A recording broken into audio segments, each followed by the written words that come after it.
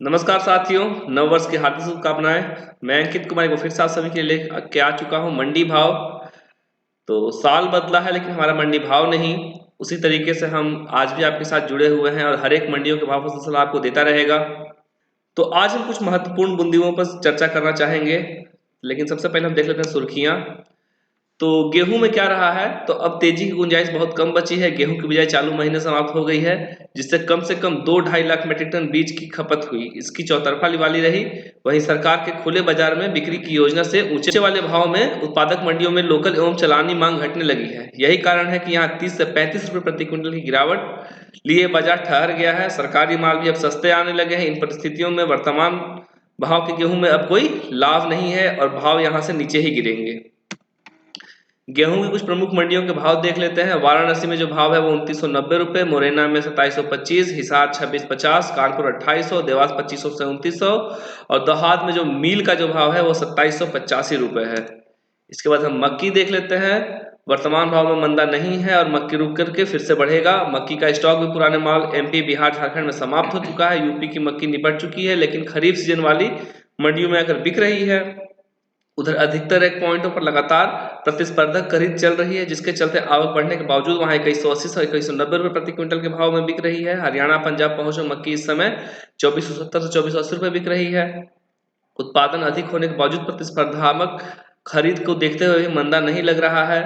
Poultry मिल वाले भी मक्की की खरीद कर रहे हैं, जिस वजह से कर्नाटक लाइन की मक्की भी अभी महंगी चल रही है और वहां पे भी जो भाव है 2100 से 2200 रुपए की ओर चल रहे हैं। तो अब देख लेते हैं मक्खी में कुछ प्रमुख मंडियों के भाव। तो अहमदाबाद में जो भाव है 2335 रुपए, राजस्थान में 2300 से 2350, पंजाब में 2470 से 2510, देवास में 1900 से 2120, सॉरी यहाँ पे गलती लिखा हुआ है, हरियाणा में 2450 से 2350, मुजफ्फरनगर में 2500 से 2525। अब हम आज की जो हमारी प्रमुख चर्चा है वो हम ये बात करें कि क्या 11-21 धान का भाव 5000 के पार जा सकता है। तो इसका जवाब है कि पिछले हफ्ते में 11-21 का भाव 45 रुपए प्रति क्विंटल को उछल कर 4700 से 4900 रुपए की रेंज में पहुंच गया था। व्यापारियों के अनुसार मिलों द्वारा धान खरीद ऑर्डर मिल रहे हैं, उन्हें पूरा करने के लिए ज्यादा धान की खरीद करनी होगी। लेकिन धान की आवक को देखकर लगता है कि अब मंडियों में ज्यादा धान नहीं आएगा। किसानों के पास अब ज्यादा बचा नहीं है, इसलिए धान की मुंह मांगे भाव में खरीद की जा रही है। इन परिस्थितियों में 11-21 भाव 5000 के स्तर को पार कर सकते हैं। नए साल के शुरू होते ही धान में तेजी का माहौल बन गया है। मंगलवार का दिन धान के किसानों के लिए जबरदस्त तेजी लेकर आया, जहां सिरसा और फतेहाबाद में मंडी में धान 1401 बोली 5000 के ऊपर बिक गया। वहीं पंजाब में के मुकत्सर में 11-21 के भाव 4900 के पार हो गए। चावल के भाव भी हर दिन बढ़ रहे हैं। 11-21 सेला चावल पिछले 3 दिनों में 200 रुपए प्रति क्विंटल तक तेज हो चुका है, जबकि इस साल सेला चावल 300 रुपए प्रति क्विंटल तक बढ़ चुका है। कारोबारी कीमतों और निर्यातक में तेजी का श्रेय तेल उत्पादक देशों में बासमती चावल की मांग में अचानक आई तेजी को देते हैं। चावल की इस तेजी को देखते हुए 11-21 धान के भाव 5000 के स्तर को भी पार कर सकते हैं। हालांकि सरकार ने चावल के निर्यात पर 20% शुल्क लगाया है, लेकिन व्यापारियों का कहना है कि इससे उनके मुनाफे पर कोई असर नहीं पड़ेगा, क्योंकि चावल की कीमतें रिकॉर्ड ऊंचाई पर हैं और इंटरनेशनल मार्केट में भी जो चावल की कीमतें हैं वो बहुत ज्यादा चल रही हैं अभी।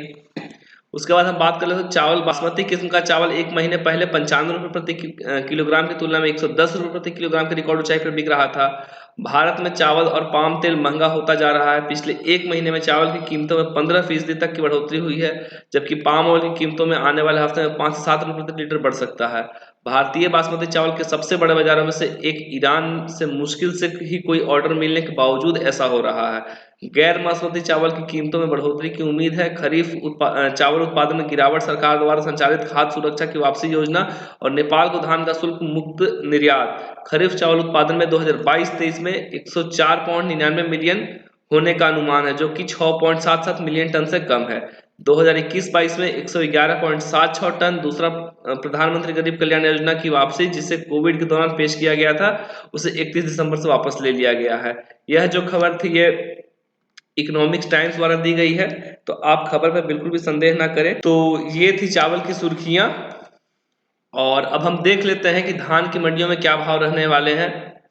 तो गोहाना में जो भाव है अभी चल रहे हैं 11-21 के 4800 रुपए, मिलक में 3250, विदिशा में 4755, नरेला में 3670, नरेला 11-21 4692, कैथल 17-18 का 4550 रुपए।